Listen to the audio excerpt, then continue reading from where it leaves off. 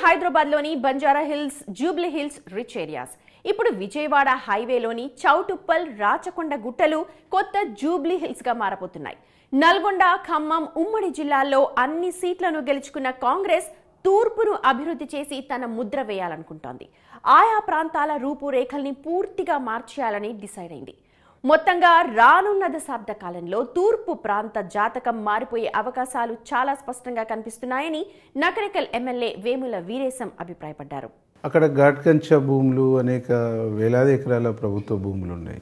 వేలాది ఎకరాల ప్రభుత్వ భూములు అక్కడ అందుబాటులో ఉన్నాయి కాబట్టి డెవలప్మెంట్ అనేటువంటిది అటువైపు తీసుకురావటం మూలంగా, డెవలప్మెంట్ అటు రావటం మూలంగా ప్రభుత్వము అనేక కొత్త ఇండస్ట్రీస్, కొత్త సంబంధించినటువంటి సాఫ్ట్వేర్ కంపెనీలు కానీ మిగతా రకరకాల ఇండస్ట్రీస్ తీసుకొచ్చేసినప్పుడు భూమి కోసం ల్యాండ్ అక్విజిషన్ చేసేటువంటి ఒక సమస్య ఉండదు. అక్కడ భూమి